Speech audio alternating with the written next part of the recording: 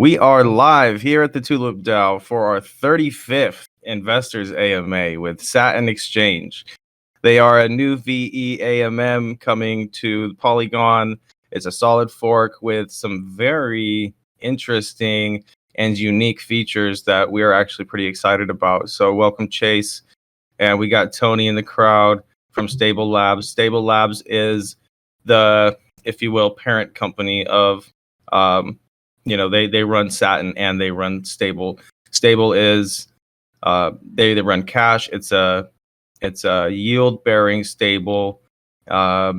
Yields will be subject to increase over time as their revenue increases. There's some really cool features regarding the Satin platform and integrating the cash. So super excited to talk, guys. If you could, I just gave a brief overview, but if you want to give a rundown tell us some about Stable, tell us how you guys came up with Satin, maybe a little background on the team if you could. Yeah, sure. So I mean that was a great intro. I almost thought you didn't really even need me. You're doing so good. So as you said, Stable Labs is responsible for two different products, which is the Cash Token and the Satin Exchange. The Cash Token is a good place to start because it's kind of the bedrock of everything else. So at its core, Cash is a yield-bearing stable. I'm also the COO of Stable Labs. Tony, who's in the audience, he's one of the co-founders. There's one other co-founder, and then there's of course other marketing leads and such like that. There's about 10 of us now. There's been some the dev experiences. There's been other protocols on Polygon that they've worked on. This is kind of a different beast, right? Because as we'll get into, it's not just a solidly fork, as we say, it's sort of solidly reimagined. But let's I guess start at square one. So at its core, Cash is a yield bearing stable, meaning you put in your USDC, USDT, and DAI, and you get Cash tokens in return, in a one-for-one manner. And on the background, that collateral is farming. So it's, put in regular stablecoin strategies, think, USDC, USDT pool in Uniswap v3, whatever, something like that. And the yield that is farmed for that day is then returned to cash holders into their wallets in the form of more cash. So that's the sort of, that's how every yield bearing stable basically works. But I can vouch if I can interject for a second. I was trying to get that transaction through to deposit for the public sale. I had, I think, 2K, and then I looked back just today, and there was like 2010 cash. So the shit printing. Yeah. Well, let's not use the word printing because printing always gives me images of the Fed, right? Printing money. So I want to clarify that anytime you have new cash in your wallet, that cash is always backed up by collateral on the back end in the cash investment treasury. So yes, it does work. At the moment, it's working. It's working overtime because of a few things that are going on. But essentially, we'll get into that. So we looked at the yield-bearing stable model, and it's a very cool. It opens up a ton of possibilities and potential. Just a stable coin that also earns yield intrinsically on its own without needing to deposit it in an LP or whatever. Can we talk about how that you make that possible real quick? Is there a fee that goes into padding it? How does that work? Can you go over that real quick? The what part? Sorry. Cash. How do you generate additional yields, right? For the users? Yeah. So it's deposited in any typical stablecoin farming strategy, that anybody can get into. You could farm these things on your own. At the moment, because Cash is still, we say that it's still in beta. Cash is only in 3 strategies right now, but we are pushing over the next few days. We're actually pushing out a more diverse sort of portfolio of strategies, just because diversity is never a bad thing. It's good to spread the capital around and such. But there's nothing secret or special about the strategies that earn the yield. Again, these are things that anyone with stablecoins could do themselves. However, the big difference between cash and doing it yourself and cash and other yield bearing stables is that we have developed mechanisms that grow the capital, the underlying collateral, over and above what is over and above the cash in circulation. So what that means is that, using a simple example, there could be 100 cash in circulation, and the mechanisms that we have in place grow that collateral above $100, 110, 120, 130, whatever. And we do this because two things come out of this. One is that the additional capital serves as an organic insurance policy. So if there was ever some sort of, again, we're dealing with all stable coins, right? So it's typically a much safer play than other things in DeFi, but it's still DeFi, right? Things can happen, and things can happen just in life in general. So if there ever was a sort of loss of funds event, maybe one strategy somehow got exploited or went bad, and there was a potential loss of capital, we had additional capital to compensate users. Previous yield-bearing stables were always a one-to-one collateralization, which sounds good because it allows you to utilize all of your funds, but right. Unfortunately, if there ever was an issue, you're just out of you're out of money. So that's one advantage. Can we talk about the base level revenue generation for cash? How does that work in itself before Satin comes in? Yeah. So I mean, again, the collateral is farming on the back end. At the moment we're in 3 strategies.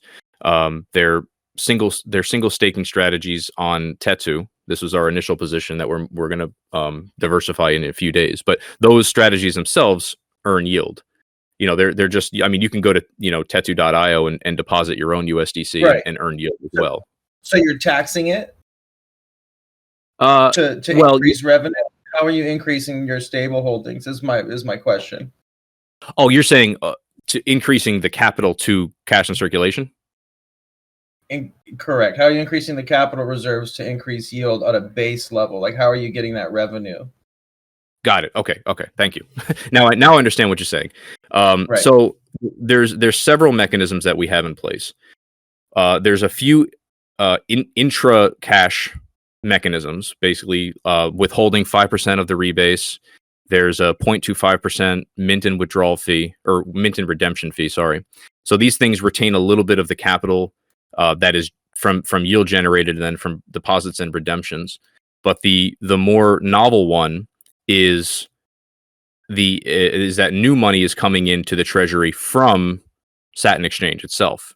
So basically 10% of all trading fees are converted into stable coins, into the USDC, USDT, and DAI, and deposited into the cash treasury, feeding that treasury and increasing the yields, increasing that insurance policy. Yeah. I knew Satin is going to be the big boost. I was kind of wanting to figure out at the base level what is generating those, that additional revenue for the collateral reserves to boost yields for cash. So, you know what I mean? In its self-contained form. Yeah. So, and so on the surface. Oh, go ahead. No, I was just saying thank you. Oh, okay. Yeah. So on the surface, it seems like a simple withholding, and it is. I mean, everyone is having a little bit of their yield withheld, but the idea is that people are constantly entering and exiting cash. Right? They're minting, they're redeeming. Pretty soon, once Satin Dex launches, they're going to be buying and selling. And by the way, the buying in this, it's not a buy and sell tax, right? So once you're on a DEX, you're just paying whatever the DEX fee is, like every other trade. It's only for actually minting and redeeming, where you pay the 0.25%. But right, yeah. As people exit cash, small pieces of the capital remain, and so over time, this builds up and continues to farm for whoever's in cash, right? And so that's how the sort of capital reserves continue to grow, as well as the new money coming from Satin Exchange. And so, over time, even this allows us to maintain very conservative strategies. We don't have to chase yield and kind of overextend ourselves and get ourselves into trouble, because we know that over time, the relative yields are always going to continue to grow. Right. Have you guys talked about, or potentially in BD meetings and stuff, the potentiality of partnerships for Cash and utilizing those partnerships to play a similar role to Satin? Well, I mean, a partnership with Satin ends up usually being a partnership with Cash. Yeah, partnership with Cash is what I was implying. Well, yeah, because the partners that we've talked to, most of them are trying to, well, we would like them to, and they're interested in providing liquidity on Satin DEX with a Cash pair. So Right. it's more along those lines, where the TVL of Cash will increase because of the unique sort of advantages that Cash gives Satin DEX and the liquidity providers. Right. Okay, that makes a lot of sense. And by incentivizing that, you're automatically getting that cash back, or getting stables back and into the collateral reserve. Right. Very cool. Yeah. Okay, well, that is genius. Honestly, it's really smart, and it fits together really well. It seems like the Cash model doesn't really have any real flaws other than the fact that you start off, the earlier stage of the protocol is a bit more risky as you're building that collateral reserve, right? But that should stabilize over time and be extremely stout, I would expect. Well, to address that, I would say that there's a few things that go on there. For one, Cash is great for the sort of buy and hold, right? This is great for protocols that have stablecoin treasuries or something like that, where they can just buy Cash, leave it there, and over the long term, and just they're knowing that not only will the sort of yielding happen on the back end for them, but that their yields are going to continue to grow, which is pretty cool. But in addition to that, just for everyone, we have a pre-sale, like the public sale that you've been struggling to get into. Unfortunately, that's really bizarre. But also the private sale that we had, both of them were required to like the token to use for the sale is Cash, and so we have a good deal of protocol owned Cash at this point. About, I don't know, I think it's like 900K or something like that, and so.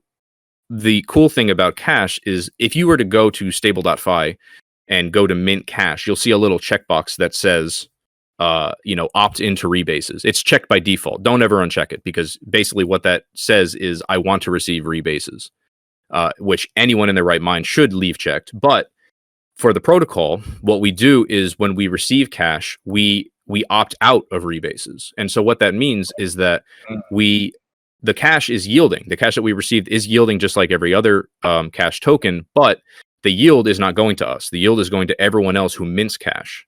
And so at the moment, the capital efficiency is off the charts. It's like 600% capital. Like basically one Cash token is yielding with the power of 6 stable coins behind it.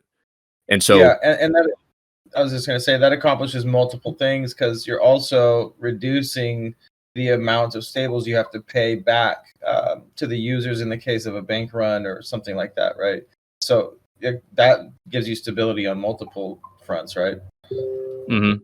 The yield of Cash, like I said, is really the bedrock of everything else, and so it's sort of comforting knowing that it's going to increase over time. Now, I'm not saying that after Satin launch, after Cash TVL floods in, that we're going to have, that we can maintain that 6 or 7x, but it's a nice time to mint Cash now and just enjoy those yields, because we're consistently at 12 or 15% APY at the moment, just because of the crazy capital efficiency until Cash TVL increases. So not a bad time to get in. Yeah, I will tell you, I noticed the yield was fat for the amount of time I was holding the stables, so I was like, what is going on here? And normally the yields like that come from inflationary sort of rewards or some kind of farming token or something. It's not. It's all stablecoin yield that's just multiplied many times over. Yeah, very good. Yeah, I want everybody to know I'm getting into the stability and functionality of Cash, because it's going to be one of the backbones of the Satin Exchange, and it's important that everybody understands it and the risks involved, etc. So yeah, now let's get into Satin, man. there's some really cool stuff with um, auto bribes and some unique functionality with the places that some of the fees go. Let's get into it. Can you break it down for us? I guess not in layman's terms, but just like an overview and some of the unique features. Sure. So Satin Dex is inspired by Solidly. Again, I call it Solidly reimagined. Calling it a Solidly fork is not, I think, not fair to Satin at this point. But that's the basic sort of framework that we used to birth this Dex. But there's several key improvements to the protocol, which is one, the complete integration of the Cash token into the DEX. And what I mean by that is that Cash is part of the revenue model of Satin DEX. For instance, if you are a liquidity provider, if you're familiar with solidly styled DEXs, as opposed to like let's say a Uniswap, where you would deposit liquidity and your revenue comes from the trading fees, right? That's your sole revenue model.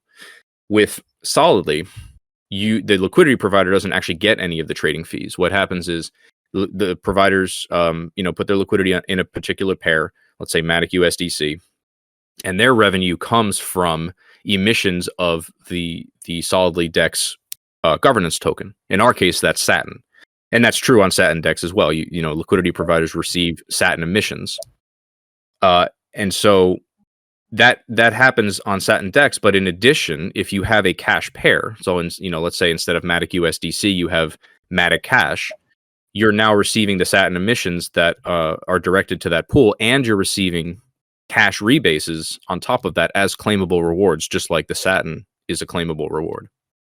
And so that's you receive a smaller rebase compared to just holding Cash in your wallet. You're only receiving about I think it's 30% of the total rebase, which sounds like a jip, but what happens is that 60% of that rebase is put immediately to bribe the pool. So if you're not familiar with solidly styled DEXs, they survive on two things. They survive on liquidity, which is what everything in DeFi survives on, of course, and they survive on bribes.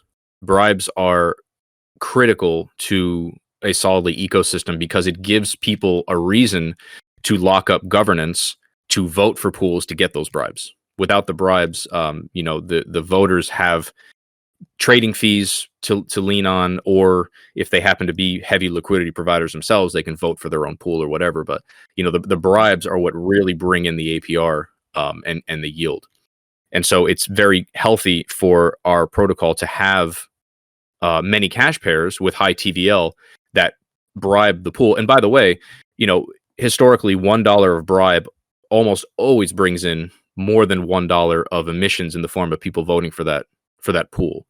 So, if you look at if you happen to be in the Velodrome, they're another Solidly DEX on Optimism. They just put out an announcement today, I think, that $1 of bribes on their protocols bringing in $3 to $4 additional emission revenue. So yeah, I think everybody here is pretty familiar with how strong the flywheels can be. I mean, we've seen Equal, I think, got up to even 10 to 1 at one point during certain times. It can be an insanely profitable thing, not only for protocols, but for users to partake in. So it's really cool. Yeah. And so we did this because we had the number lower originally. We only had 25% going to auto bribes. But the fact is that, the 60% is going to benefit liquidity providers, the people whose rebases are going to this. The bribes are going to benefit VE holders, of course, because now they get to vote and chase those bribes. And it benefits the protocol itself, because if the VE Satin token is able to chase higher bribes, then more people want to lock. The Satin token gets locked up, and of course, the price stays strong. If the price stays strong, the APR stay high, which brings in more liquidity and more bribes, and so the whole flywheel goes. And so Cash is essentially the sort of Kickstarter for the whole thing. Awesome. Can we talk about the breakdown of the distribution on like, where does the auto bribe money come from?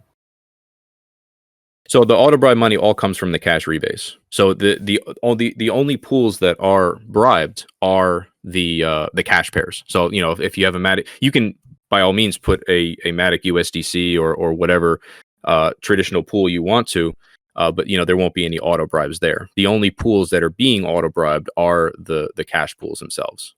And so Gotcha. this is a good value prop for if a protocol had, let's say, protocol and liquidity that they wanted to do something with, and maybe their trading volume and on their native token isn't fantastic, and it's just they have a couple 100K of protocol and liquidity just sitting there on like a quick swap or whatever. They could then put it into Satin DEX, take their token, pair it with cash, and now they're getting cash rebases, they're getting auto bribes, which will bring in votes, which will bring in Satin emissions as well. And it's just a much better value prop for that sort of situation. And I mean, in my opinion, everyone else too. Yeah, dude. I think it's really powerful. This is like I don't know what to compare it to, but it is like a much more well thought out DeFi.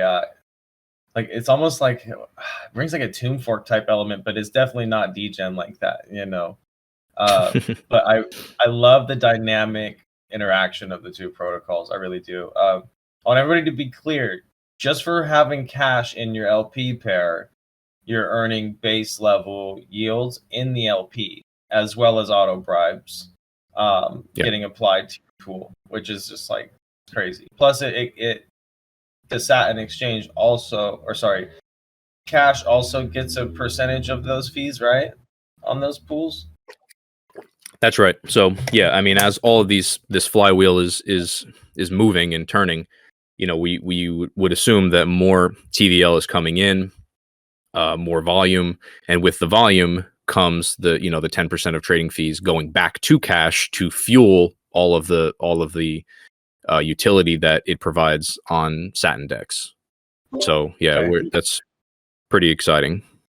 Yeah, for sure. Can you cover all the spots where cash is pulling revenue out of Satin, or like where the fees are all coming from, real quick? Sorry, did you already cover that? You mean the rebases? Or what fees? So all the all the LPs, cash is getting a 10% of the rebase rewards, right? Well, so cash is getting the cash treasury is getting 10% of trading fees from Satin DEX. In addition to that, as I mentioned when we were talking about the cash, the cash token itself, a 5% still goes to just reinvested into the cash treasury, which is true if you hold it in a wallet or if you have it in an LP. That 5% still comes out of the yield. So so that's just base level functionality then. Okay. Correct. Yep.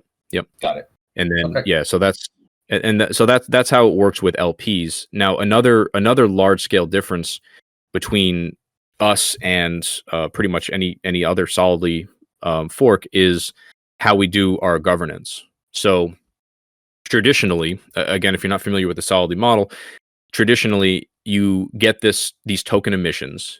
Like for instance, let's use the other solidly DEX on Polygon, which is Dystopia. The liquidity incentives were DYST tokens or are DYST tokens. You would take that DYST, you would then lock it for 4 years, and it becomes VEDYST, vote escrowed DYST. And with that, you can then vote on pools and direct emissions and all that good stuff, chase bribes, trading fees, and all the usual stuff. So that's fine. And of course, the logic there is that by locking, you're taking tokens off the market, which is true, and that's not a bad thing. But what seems to happen sometimes with these DEXs is that there's a large pump, lots of hype, lots of euphoria and everything, followed by what ends up being a dump phase. And so you've got a DEX that traditionally has unlimited token emissions. In some cases, they do dynamic emissions where the less tokens that are locked up, the more token is emitted. And so that can be sort of dangerous if you've got people who are suddenly become very bearish for whatever reason, be it the protocol or the wider market or whatever. and just start selling instead of locking because they think that that's a better choice, now you've got a ton of people selling the token instead of locking. You've got higher emissions, which is, I guess, sort of an emergency measure to boost the APRs to bring in liquidity. But what I think it ends up doing is just giving more tokens for people to sell. And with all of this sell action, of course, the APRs drop. Liquidity is no longer interested because their yield is less, and they leave. And that also applies to the native LP. So the token itself, the liquidity dries up. And if that happens, the price impacts become very large, sells become more impactful, the token price gets crushed, APRs continue to drop, and it's just this whole downward spiral. And so just to be clear, this is one of the biggest criticisms about the solidly tokenomics model, is the potentiality for major supply shock followed by liquidity crisis. Okay, so go ahead. So you guys have solved that. Well, we like to think so. The market will dictate, but we have some. You have. I okay. that fixes that problem. I'll tell you that. Yeah. Well, so seeing some of these case studies, it made us become very, very, very concerned and put a lot of emphasis and focus on our native liquidity. Right. That's very important. So as a result, besides the fact that most of our pre-sale money is going to protocol-owned liquidity, we're going to launch with what should be about $1 million in protocol-owned liquidity, unlocked, so we're not taking anybody's rewards, and the cash is opted out. So that's $500,000 of cash that is going to be earning for everybody else. But we're going to have that base layer of yield. Of protocol and liquidity. But in addition, we've sort of revamped the governance model to have individual investors help us with that goal as well. Because instead of just locking Satin into VE Satin, what you're doing is, if you want to get governance power, you're going to lock the Satin Cash LP into VE Satin. The LP token is what denotes your voting power. And so it's an additional, additional burden because you're locking an LP instead of Satin. You can't just take the token and lock it. You've got to, we'll have a zap feature, so it won't be hard, but you'll still have a sort of half and half thing. But by doing this, the protocol is almost guaranteed to have super deep liquidity no matter what. As long as somebody's locking, you're going to have liquidity being deepened every day. In addition to that, because you are now not just a VE Satin holder, you're also an LP provider. You're a liquidity provider. And so that comes with the same benefits as liquidity providers as well. So, if you have VE Satin, guess what? You're also a Satin Cash LP holder. You get Satin emissions that are directed to that pool. And I have a feeling there's going to be a lot of emissions directed to that pool because anyone who's a voter is also that LP holder, right? So it's probably not a bad idea for them to toss some votes that way. In addition to that, you're also a liquidity provider of a cash pair. And so you're going to get cash rebases. You're going to get the auto bribes going to that pool. And if you vote for that pool, then you'll get some of that bribe income back, trading fees and everything else. So, can we talk about that functionality for a second? Of locking the LP. That's not going to be staked into the gauge to earn, right? So what? Go ahead. Well, it's the same as being a liquidity provider in anything else, except that you can't withdraw the liquidity. That's the big difference. But it functions the same. So you vote for somebody's going to vote for the Satin Cash LP, the Satin Cash pair, and emissions are going to go to that LP. And whether you're an unlocked, liquidity provider of that pair, or you're a locked VE Satin holder, which is the same thing, except you can't withdraw, you're going to get the same reward. So you're going to get the Satin emissions that go there. You're going to get the cash rebases and everything else. Okay. Is it a VE NFT position? It is a VE NFT that you can trade and sell in the secondary market. Okay. I'm just trying to figure out the functionality here because normally the VE NFT receives rebases. What is the trade-off there? You know, do you get rebases plus LP yield? Are you saying rebases in the form of additional VE Satin? Correct. Yeah, no. So we're not doing the VE Satin, like the anti-dilution mechanism that's common on other solidly forked. So we're not doing that. And in the trade-off there is that you end up, instead of getting locked Satin, you're getting liquid Satin in the form of emissions. Right. Okay. And that's interesting. That's a big difference. And I'm glad I clarified that, because there's going to be no weekly distribution.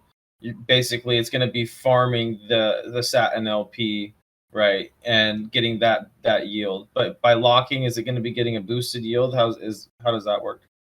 So yes, so VE Satin holders who do the max lock, and by the way, our lock is 1 year. It's not 2 years or 4 years or any of the more standard durations. It's a 1 year lock. I know. Even 1 year is a long time in DeFi standards, but 4 years is eternity. Like you just hand over your funds, it's gone. But yeah, so we're doing 1 year because we think that's more reasonable. It's also more flexible. So you, instead of locking for a matter of weeks or months, you can lock for anywhere from 1 day to 365 days for a little bit of extra flexibility. But if you do the max lock, then you are entitled to an additional Satin boost, liquid Satin, not VE. So you get a Satin emissions boost. Basically, 5% of the emissions are set aside exclusively for VE Satin max lockers. So you basically get to dip into that pool as well. So that's the boost, the only boost that's on the Satin DEX. Got it. So all the rewards for the week for your VE NFT are claimable then? Yes, they're claimable in the form of cash and in the form of Satin, be it boosted or not. Okay. So the cash is claimable separately, and it makes it easy for people to pair it and to compound it back into the protocol, something like that. Yeah, and like I said, we will launch with a Zap feature, at least on that pair. Obviously, we want to make it as simple as possible for people to lock into VE Satin. Wait a second. A Zap feature on a solid fork? Yes. Or not a fork, sorry. That's amazing. I've never seen it. I like seeing people fix things, make them better. You know what I mean? I'm tired of this same old copy paste bullshit. So this is refreshing.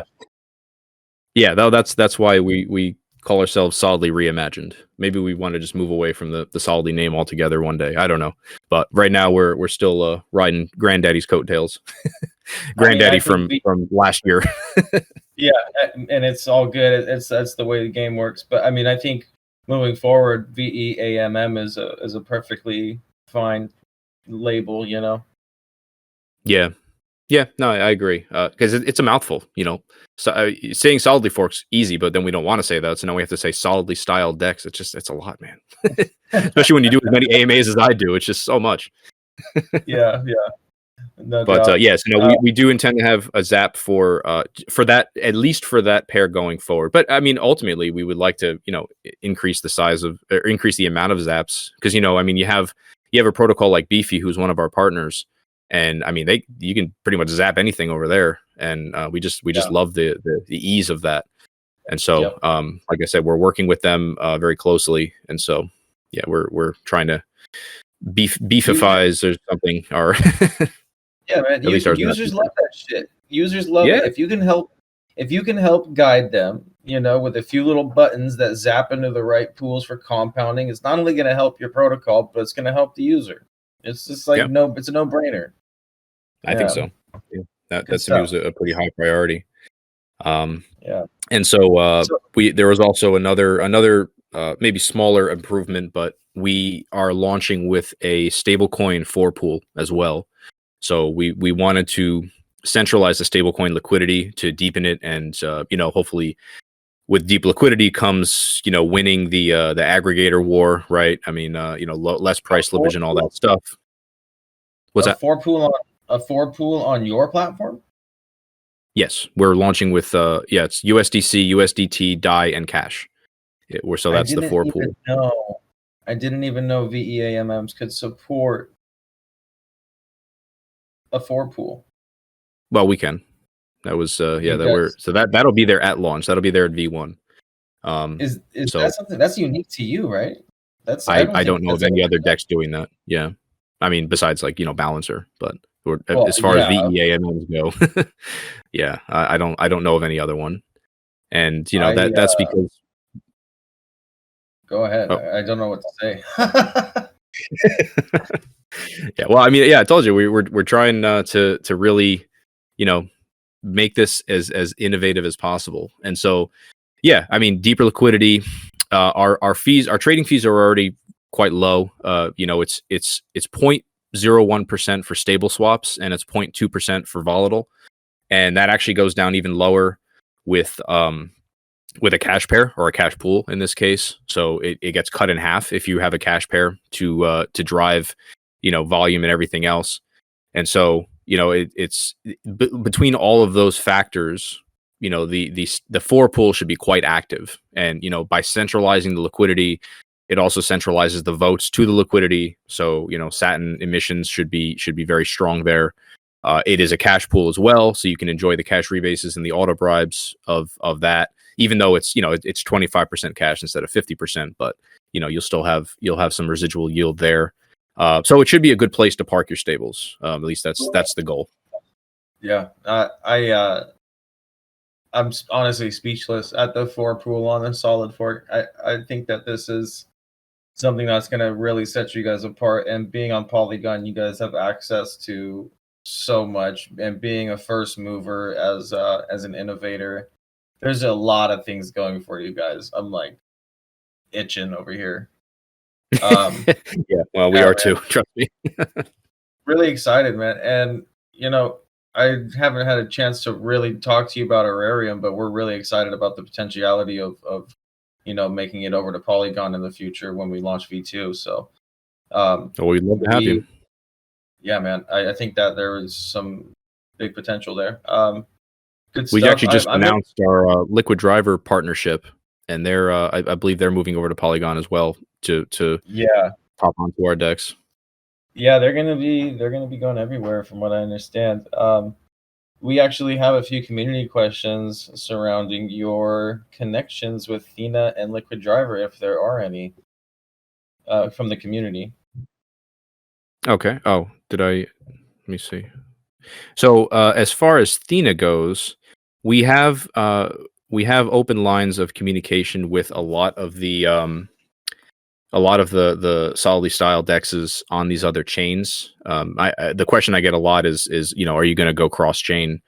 And the answer is I don't know if there's a huge value to be gained from directly like trying to knock off these other solidly dexes that have seen a great deal of success on like BSC, Optimism with Velo, Equalizer on Phantom, and so we instead are approaching them, as potential, I don't know, partners may be a strong word, but we are certainly working with them. We've had calls together, and we'll see where it goes. Instead of trying to put on a dex and try and compete with them, maybe they would be interested, after our launch and seeing what the cash token can do for Satin. Maybe they'd be interested in a Satin integration on their decks or something like that. We're just keeping those possibilities open. And so that's sort of our relationship with Thina at the moment. We're actually doing a roundtable with them Thursday. I'll be on it. We'll have reps from Thina, Equalizer, Velo, and maybe Camelot. I forget. There's one more, I think. Okay, so. I think we've been seeing I think the community question came from we've seen a lot of similar people launching protocols on different chains, and there's always the same players involved and the same partners landing and stuff, and we're just I think that was where the question came from. But now that we've kind of covered everything, this is where we get to see who actually has good questions, because if there's a question here that wasn't answered just now, I'm impressed. We covered a lot. There's a few things I missed, but I mean, I don't know how much time we got. We got time, man. So drop it like it's hot. Okay, I will proceed to drop then. So Again, we are focusing on sustainability with Satin. We want to create an ecosystem. Again, I actually was on an AMA earlier, and I said this. The great granddaddy of Solidly forks, or is Solidly, right? Not a fork, but Solidly itself. And it's crazy to think that they're still less than a year old, I believe. And so, we saw what happened with them, but there hasn't been a lot of historical sort of data to go on which sort of model is the best, or which iteration of Solidly is the best. And so, we have instead approached the problem with how can we survive another 10 years, basically. One of those solutions was to have a max supply on our token on Satin, which is sort of a departure from the rest. Not the rest. I think there's maybe one other one that also has a hard cap, but for the most part, they're unlimited supply, right? And that brings with it some advantages, right? I mean, everyone likes to know that they're not going to be diluted into infinity. So it maybe brings peace of mind from a investor perspective, but it also brings challenges, right? Because you have to be much more careful with your emissions. And so our decay is 2% instead of 1%. So that's a change as well. We did that to ensure that, because if we had a 1% decay, we would have gone through 25. Our max supply is 25 billion tokens. We wouldn't have went through 25 billion tokens in 18 months or something like that. So we spread out the decay, but to offset that, we're also establishing another treasury. So there's the cash investment treasury, the one that builds the capital over and above the cash in circulation. Then there's also what I call the sustainment treasury. And what this does is we're going to use 200K of pre-sale money to seed it initially. In addition, if anyone was doing the math, the cash rebase from LPs, I missed 5%. So 5% of that rebase is also going to the sustainment treasury to feed it. And what it does is it's going to be invested in strategies that are completely unrelated to Satin or cash. So no ties at all with the ecosystem. And think like Matic USDC or something along those lines.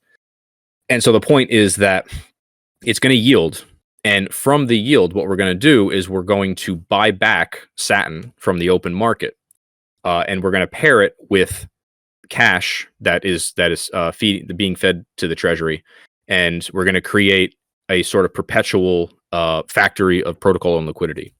So we're going to further deepen liquidity after the initial launch, after the initial million. We're going to further deepen liquidity. We're going to take Satin off the market, and we're also going to, the cash in that comes from that protocol and liquidity is also going to be opted out of rebases. So it's going to actually also increase the earning power of cash, the same way that we're doing now with the pre-sale. So we think that the treasury itself is going to support both sides of the ecosystem, both cash and Satin, and we're doing this so that we have a long-term sort of stabilizer of the cash token price and of cash utility, the yields and everything else. So the idea is that as emissions decay, you have this treasury that's also building up. So 20% of it's also being auto compounded back into the treasury to grow it. So as the emissions decay, the treasury offsetting mechanism. Very cool. Very cool. So all of that is just used to reinforce the ecosystem even further. It's kind of just like a self-eating monster. Yeah, that's a pretty cool way to describe it. Like one of those the dragon drawings, and it's eating its tail. Yeah, something like that. Yeah, eating Satin tokens, I guess. Yeah, cool stuff. So much stability in the design is what excites me. A lot of cool stuff, a lot of cool features, and very unique problem solving, which is shit that I like to see, and I think everybody here can agree. I'm going to get into some of these community questions. Like I said, I'm skimming, and a lot of these won't make it through because they already got answered. The top questions will be selected for giveaways, though. So, here's a quick one. Any bug bounty? Yes, we're doing a bug bounty program here in the near future. So that's a quick answer. We're doing that in addition to the audits, because we think that they're both effective in their own way. But bug bounties are definitely a great way to sort of mobilize a community to break our protocol beforehand and get those white hat hackers involved. Yeah. Okay, I got one. This is probably the biggest question that I have seen. The only critical feedback about you guys has been about the private sale being unvested and the public sale being vested. Can you just explain your logic behind that for us? Yeah. So, I mean, we've certainly gotten that more than once in the Discord. Yeah, I'm sure you have. Yeah. And, I mean, the bottom line is that the private sale was private for a reason. And that's because the people that we let in to take part in that private sale are, known quantities, so to speak. Tony keeps using this acronym KOL, known opinion leaders. It's a new one to me. But basically, it's people that, we're familiar with that are very prevalent in the space, people that are known to be, people who want large shares of governance and like basically never sell. Obviously that's a generalization, but the people who are in the unvested area, like it wasn't, again, there's a public sale for a reason because we don't know who we're selling to, right? We just open up a link. If you want to get in a good price, then that's all you need, right? But the private sale, we were much more selective with who was taking part. And so, yes, it was unvested, but we don't expect a large scale sell on day one because of the nature of the people doing the investing. Now, if you don't agree, I mean, again, this is completely up to you as an investor to make that decision. And if you don't agree, then you can always just wait till day one and see what happens, right? Yeah, no, and I don't think that people here were.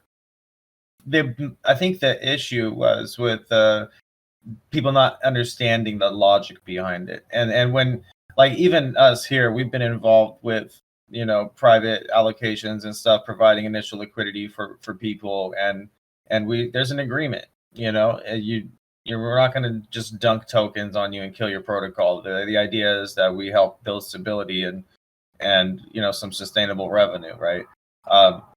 So targeted, trusted partners were people who were given opportunities in the private. Yeah, and that's the bottom line. There, we know pretty much where all that money is, and we trust where it is. Yeah. I honestly like the idea of getting VE Satin. Not a problem for me. So, I fully understand the logic. I think that it's an interesting approach. I think that when you have confidence in the model moving forward and disregarding small concerns is important, because you have to stay true to your guns and stick to what the plan is. But at the same time, I'm glad that you could explain that for everybody, because I know there was some confusion. Good stuff. Let's see if there's any other stuff to make you squirm. I doubt it. Is there any major reasons you chose Polygon? Are you guys integrated on the chain and the community a bit more? High liquidity? What was? Yeah, so Polygon's great. We work very closely with the Polygon team. Johan is actually on our multisig. That's not something I didn't even get to, is the multisig. We got a killer multisig. It's a 5 of 8. Four members are on the team, and then we have Wesso from Beefy, Keela from TulipDAO, Johan, and Marin from Lido as 4 other signers. So Wait a second. So you got a guy from Polygon, Lido on your multi? Yeah. That's savage. Okay. Yeah. But I mean, even aside from that, we speak to Johan fairly frequently. He gives us a lot of guidance on just really everything. It's freaking Johan. So he's a great person to have in our corner. And the chain itself is, you've got people who, for one thing, Polygon is just killing it with the partnerships. I mean, I can't wait till the next bull run. I really think Polygon's going to be center stage, in the spotlight as the next big thing, because they are just murdering it behind the scenes like an assassin. And not only that, but it's the only like really major blockchain that still needs us. You've got Thena on BSC, you've got Velo on Optimism, and I again, why compete for the same market share when you can come to Polygon and there's really not like much there as far as VE dexes go, right? So let's be that. Let's be the first mover, like you said. Yep. Okay. Right. It makes a lot of sense all around. There's a lot. I think that it fits all of the criteria for, you know what I mean, where and why you would want to launch. I'm in agreement. We've kind of covered a lot of these questions. How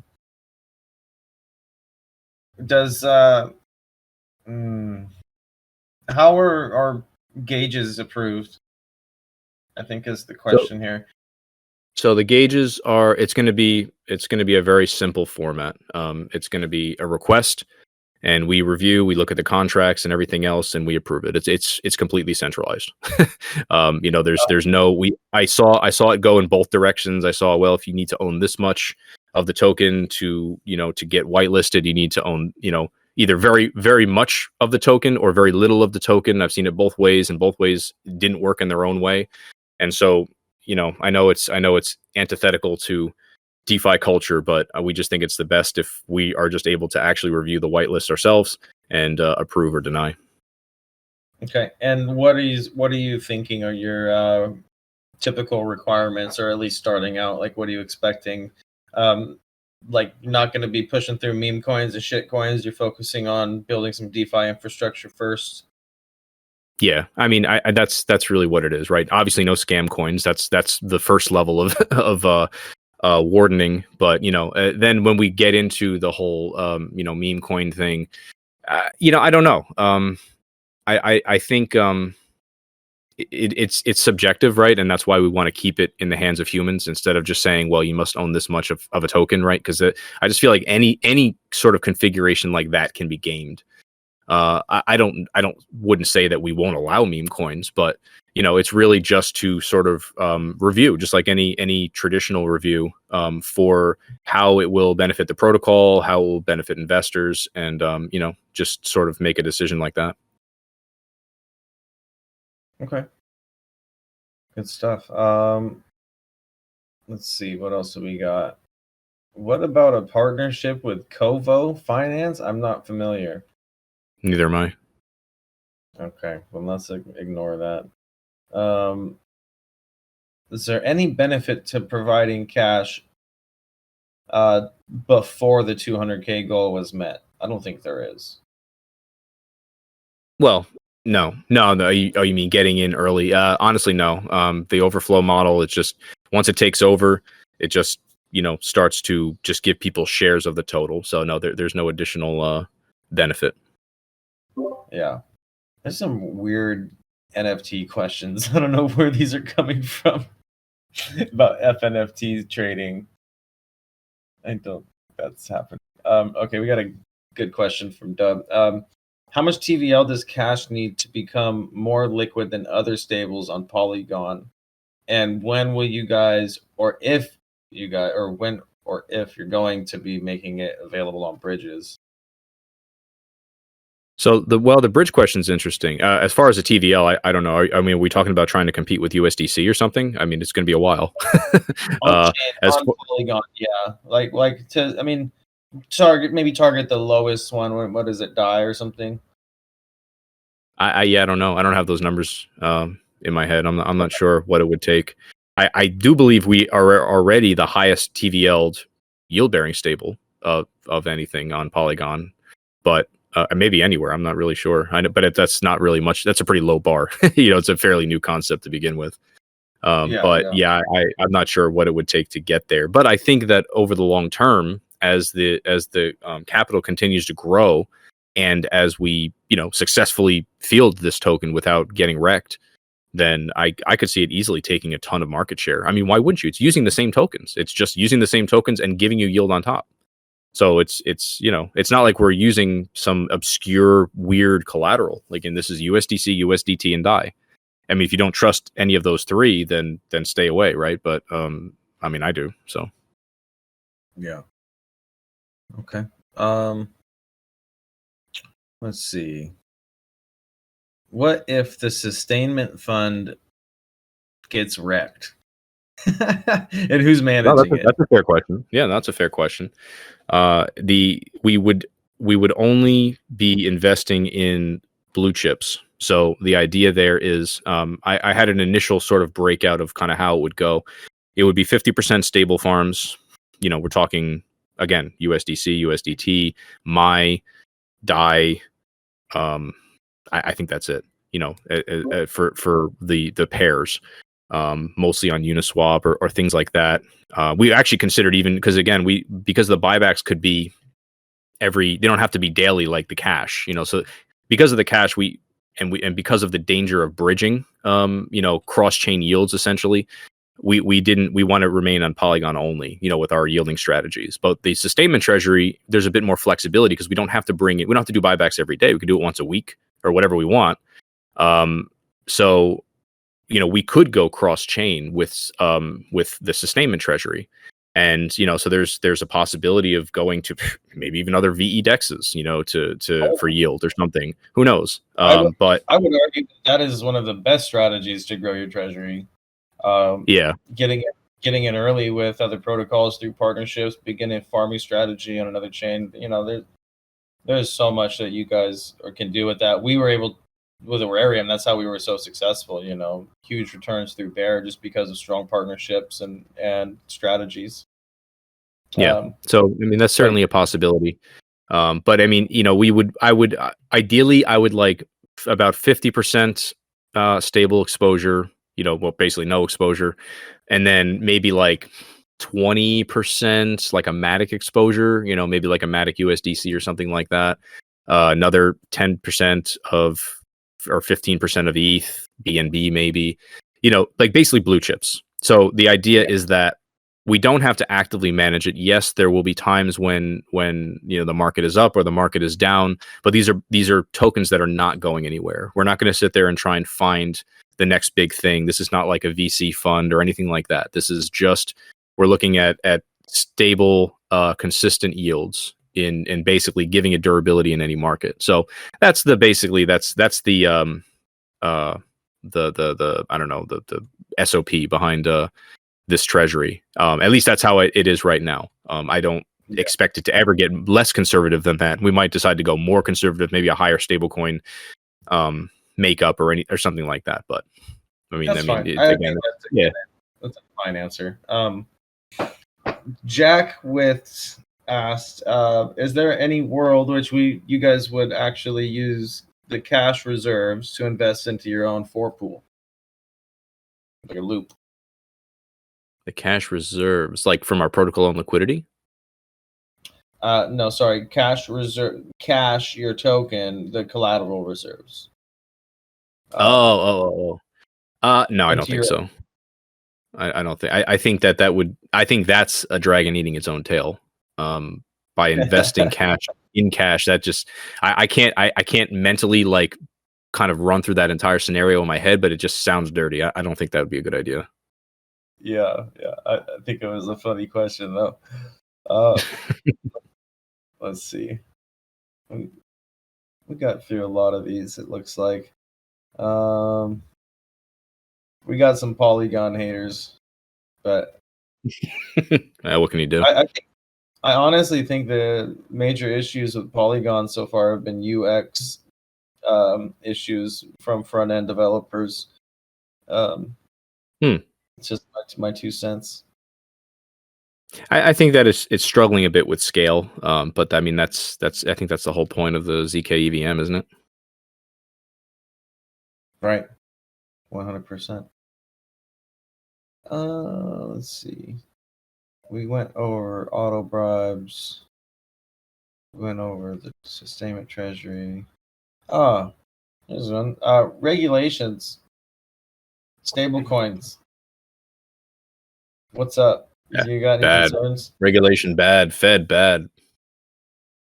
Honestly, I think the sort of mindset is, I know that what's the new target, BUSD?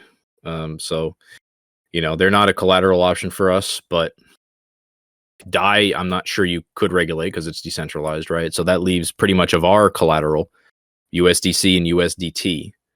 And so, listen, if USDC goes down, yes, cash will go down, but so will DeFi. You know what I mean? Like everything sits on these sorts of stable coins. We would all just be big Bitcoin maxis at that point. So, I think that. Well, I think the question is cash legal? Is it a stable? You know what I mean? How does that work? Is it a decentralized stable because you're holding multiple collaterals? I would assume, right? Well, yeah. I mean, Stable Labs is not a registered like entity in the US what is it? Not Coinbase, Circle, right? They're the ones that own Coinbase. So, we are decentralized. So I don't know how that would work. I don't think anyone really knows how that would work legally. At least, in the long term, how the government's gonna choose to look at those sorts of situations. But, at the moment, I don't see as much different than any other decentralized protocol. Yeah, that's accurate. What's up with the name Satin? You want to answer that while I'm scrolling? I don't know. I didn't come up with it. I mean, maybe it's silky smooth. I mean, what's not to like, I guess. Can't answer that one. Sorry. Not sure. Maybe I should ask one day. All right. I think we had one good question about. Why can I not find stuff? Regulation. I thought the sustainment treasury was a good question. Yeah. What's stopping you from getting wrecked? I mean, that's a legit question. Star Horse is asking, what do you personally think of the growth for Satin? I mean, I'll give a unbiased opinion if you'd like. I think the narrative here is insane with what they're doing, with who is involved in the back end. From Polygon to, I mean, we saw they have people from Sphere and Lido on the multi-sig. Big people involved in Polygon, big KOL, if you will, right? Yeah, actually, we never even talked about partners, but I can rattle them off real quick. We got Li-Fi is actually integrating a bridge for us on Satin Dex, which was another piece I missed. Klima, Stater, Lido, Cheetao, Railgun, Millennium Club, Polygon, of course, Gains. They're talking about maybe an alternate, how they have the DAI vault, well, maybe a cash vault. Taro, Liquid Driver was one of the newer partners announced. So yeah, we got a lot of friends on Polygon. Awesome. But yeah, thank you everybody for coming. Chase, thank you so much for your time, man. Really appreciate it. You are extremely knowledgeable, and I'm really impressed with the project. I think everybody here is very excited. Yeah, as are we. So thank you for having us, and it's been a pleasure. No problem, man. Well, this has been our 35th Investors AMA at the TulipDAO, your one-stop shop for alpha, AMAs, and KYCs, if you dare. Let's go.